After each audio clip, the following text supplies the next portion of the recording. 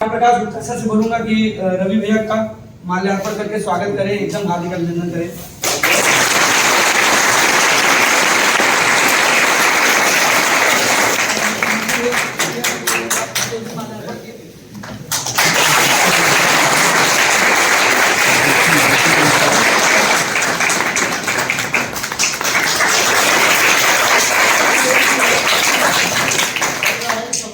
देते हैं, आभास करा देते हैं कि आप स्पेशल हो चुके हैं है ना।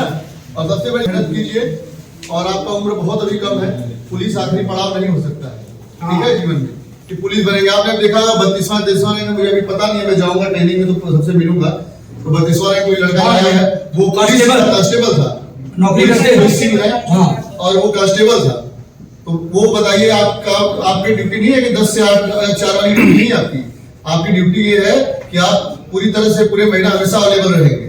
यानी आपके पास अपने व्यक्तिगत जीवन के लिए समय बहुत कम है, उसके लिए कोई मतलब आप निकाला हुआ समय नहीं है कि ये मेरा समय है, आप उसी में समय निकालते हो।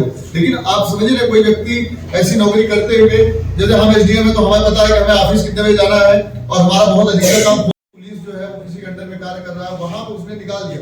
यानी आप समझ सकते हो कि कितना बड़ा ये समर्पण उसका है। तो आप भी अपने लिए ये समझिए कि हम पुलिस हो जाएंगे तो जीवन रुक जाना चाहिए। अपार संभावनाएं हैं, जीवन मिला है, इसे खुल के जीजिए और उसको आज उसके साथ न्याय कीजिए, ठीक है। जीवन में 2-4 बातें अनुशासन रखिए। मैं अनुशासन कि जीवन में अगर आपका अनुशासन होगा, जीवन संयमित होगा, तो आप कुछ भी कर पाएंगे।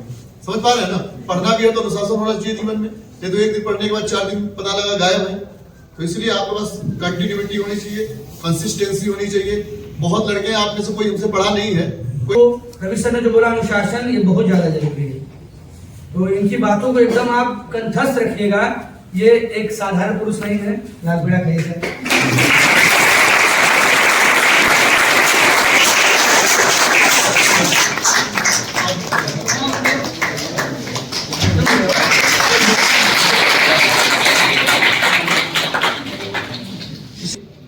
शिक्षा का एक अलग रुतबा होता है और बहुत ही सम्मानित पद होता है, और इसका सम्मान बनाए रखना आप लोग की जिम्मेदारी होता है, ठीक है कि आप लोग। और थोड़ा सा शिक्षक का भी होता है कि शिक्षक जो है वो अपने गरिमा बना के रखे, मर्यादा बना के रखे, क्योंकि जब हम उस लायक होंगे तभी हमें कोई देगा सम्मान।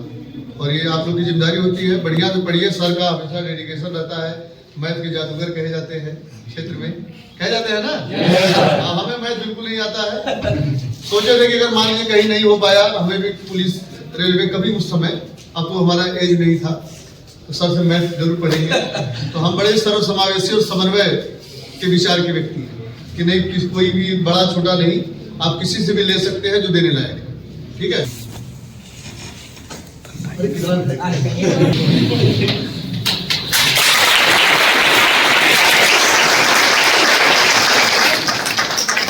मैंने बहुत सारे लोगों को देखा, यहीं पर विद्यार्थी, रवि भैया भी देखे, बहुत सारे हम लोग विद्यार्थियों को देखे हैं, पुलिस बन जाते हैं, उसको बदल जाते हैं। भैया इतना तेजी से परिवर्तन आ जाता है, 25-30 हजार 35 हजार पाने लगेंगे वो, और उनके अंदर मनोभाव ऐसा उड़ने लगता है, बन के रहना एकदम डाउन टू अर्थ।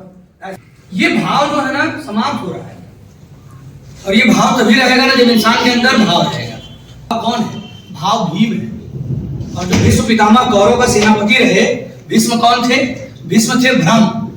आज वर्तमान समय में सभी व्यक्तियों के अंदर भ्रम पैदा हो गया है। जब तक भीष्म जिंदा, कौरव को कोई हरा नहीं सकता था। कौरव कौन? आसुरी संपदा। हमारे अंदर वो आसुरी संपदा व्याप्त है।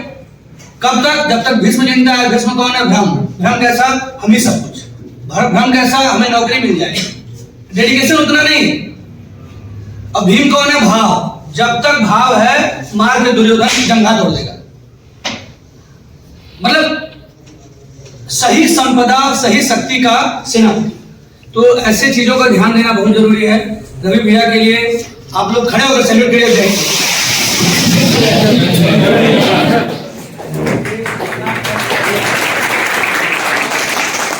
सर, इन्होंने ऐसे कैसे किया है, वो सिविल सर्विस में जाना है सर, हम लोग नहीं कर पाते हैं कि ये चीज कोई आया तो फिर होता है कि ये कर ले, ये नहीं कि एक ही चीज तो नहीं आता। मतलब आप बेसिकली पूछना चाहते हैं कि टाइम मैनेजमेंट कैसे करें? टाइम मैनेजमेंट सर, और ये हम लोग फोकस नहीं कर पाते कि हमें किसी एक ही चीज करना है। कोई फॉर्म निकला, ये होता है कि इसको भी पढ़ ले, इसको पढ़ ले, नहीं हो पाता है।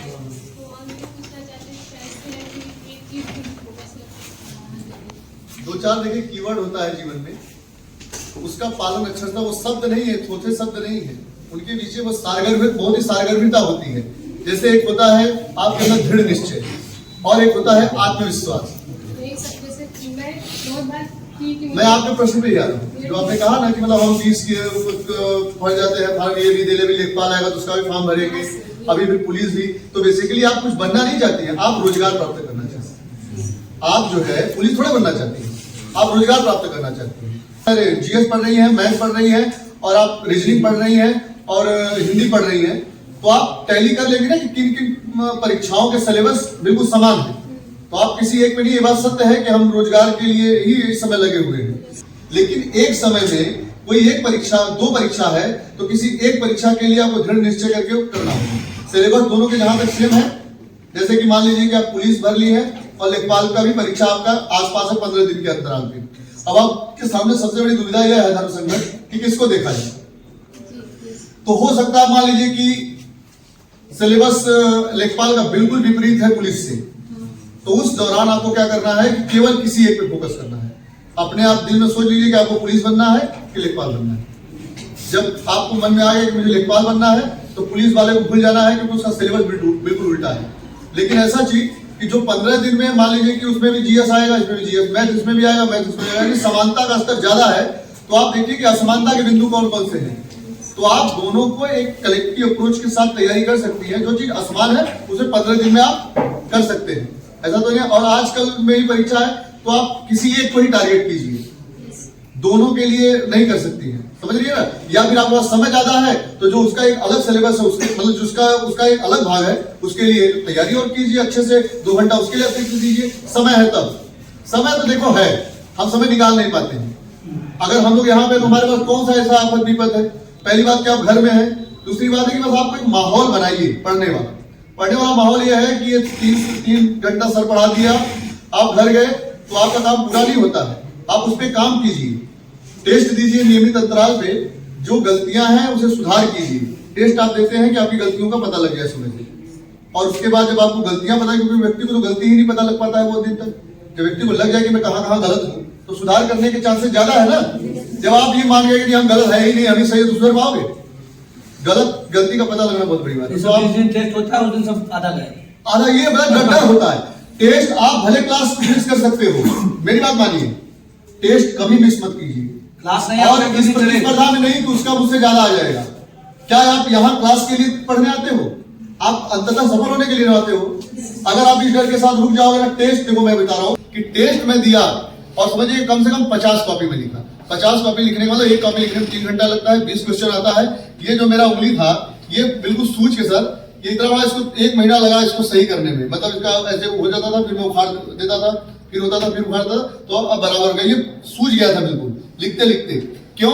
क्योंकि मैंने टेस्ट देके अपने आप को मेंटली प्रिपेयर किया कि मैं जाके कम से कम, क्योंकि आप समझिए ना ये बहुत आसान चीज नहीं है। आपसे मैं बोल दिया कि 26वां रैंक है, उसमें कोई गर्व की बात नहीं है और वो चीज नहीं मैंने मेहनत किया पाया, लेकिन समझ रहे ना बिल्कुल ग्रामीण परिवेश में, तो आप कहिए ना 26वां रैंक लाया तो कैसे लाया, तो यही टेस्ट सीरीज, यही मेहनत। ये और मैं आपसे सर जो कह रहे हैं कि आधा गायब रहते हैं, वो जो गायब रहते हैं वो कभी अपने सुधार नहीं कर पाते हैं, वो कभी कर भी नहीं पाएंगे। तो यही बात है, टेस्ट दीजिए। सर जितना कहते हैं आपसे गलत कुछ भी नहीं कहेंगे कि नहीं, क्योंकि आप जिस दिन पुलिस बन के आएंगे आपका भी पोस्टर लगाएंगे, आपको मिठाई खिलाएंगे, माला पहनाएंगे, स्वागत करेंगे, आपसे बातचीत करेंगे, बड़ा खुशी होता है। टीचर को बड़ा खुशी होता है, आपके टीचर जितना खुश होता है उतना कोई खुश नहीं होगा। अभी आप दुश्मन समझ सकते हैं कि आप सीधे बैठा तो आप बोले अरे आपके सीधे बैठा हो, हमारा थोड़ा रुतबा है उधर मैदान में दौड़ी रहा हम 100 की स्पीड से, वो सब चीज नहीं, वो सब वहीं छोड़ के आइए, क्योंकि इसका जो है एक अलग मर्यादा है, ठीक है ना। इस सिनेमा हॉल में बैठेंगे और हर जगह का एक अलग अलग नेचर होता है। तो आप यहाँ पे आए हैं तो आप समझिए कि शिक्षक है। मैं इसमें इतना लेक्चर इसलिए बोल रहा हूँ ना, मैं पढ़ाया हूँ सर, और शासन हिंसा बहुत देखा हूँ, बड़ा मैं दुखी रहता हूँ इन सब चीजों से। आपको देखे हैं तो इनके अंदर एक नया वो आ रहा है,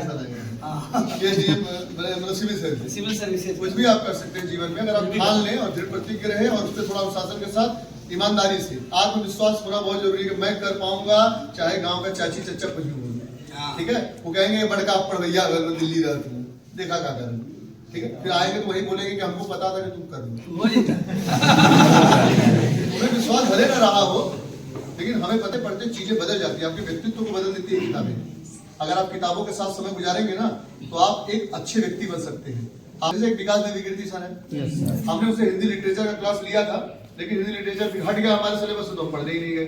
लेकिन उनकी बातें सुनिए आप, क्यों? क्योंकि वो कहीं डिग्री थोड़ी लेगा, वो टपे तपाए व्यक्ति हिंदी किताबें पढ़ते हैं तमाम चीज। तो आप एक बात जानिए कि अगर आप पढ़ने पर ध्यान देते हैं, सिलेबस से हटके भी अच्छी किताबों को पढ़िए, क्योंकि गांधी जी कहते थे कि जो अच्छी किताबें होती हैं वो मन के लिए साबुन का काम करती हैं। क्योंकि कोई ऐसा साबुन है ना आपको मन के धुल दे, जो अच्छी किताबें हैं आपके मन के मैल को हटा देगा। आप समझ पाएंगे, आप लैंगिक रूप से संवेदनशील हो पाएंगे। जो लड़के आप अच्छी जानकारियां लेंगे। ह्यूमैनिटीज सब्जेक्ट क्यों कहा जाता है? उसको मानविकी कहा जाता है। क्या कहा जाता है? जब आप साइंस पढ़ेंगे तो आपको रोबोट बना देगा। आप हिस्ट्री, ज्योग्राफी, पॉलिटी, इकोनॉमिक्स पढ़ेंगे तो आपको मानवीय बनाता है। क्या बनाता है? मानवीय। इसको कहते हैं मानविकी। उसको कमजोर नहीं कि आर्ट साइंस है, ऐसा नहीं है। वो व्यक्ति के जीवन की पढ़ाई है, ठीक है। और पढ़ाइयां जो है वो व्यक्ति को रोबोट बना सकती हैं। जैसे मैं जब यूपीएससी का दे रहा था इंटरव्यू, तो मुझसे, मेरा हिंदी लिटरेचर था ऑप्शनल, तो उन्होंने कहा हिंदी लिटरेचर पढ़ के क्या कर लोगे आप? हिंदी लिटरेचर एक सब्जेक्ट है, लेकिन मेरे पास तो अब मैथ्स के लोग आ रहे हैं, बड़े बड़े आईआईटी के आ रहे हैं, मैं क्यों सिलेक्ट करूं भाई हिंदी? मैं इंटरव्यू में बात कर रहा हूँ।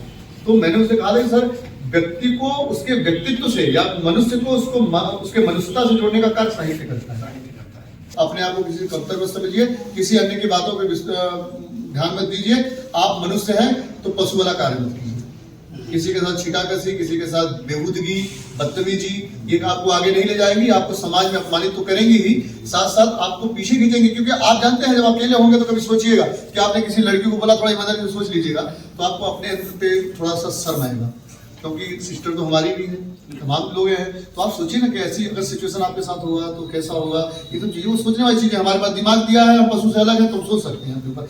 आत्मचिंतन तो कर सकते हैं ना, तो आत्मचिंतन करिए। आपको सुधारने का उद्देश्य नहीं है कि आप सुधर ही जाओगे मेरे इस भाषण से। प्रवचन तो टीवी पे हमेशा आते हैं, लोग देखते भी 1-2 घंटा समय निकाल के, लेकिन कहाँ, क्या लड़ाइयां बंद हो गई हैं गाँव में? चीजें नहीं है। आप अपने परिवर्तन लाइए, पढ़िए, थोड़ा सा अनुशासन लाइए जीवन में, आप कुछ भी कर सकते हैं, ठीक है। बस मेरा मंत्र यही है कि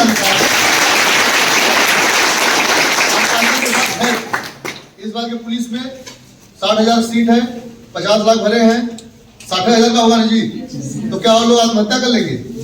वो लगे रहेंगे। 1-2 नंबर से किसी घबराएगा, किसी का हो जाएगा, किसी का घबराएगा हो गया, मेरा अगले बार में जरूर होगा।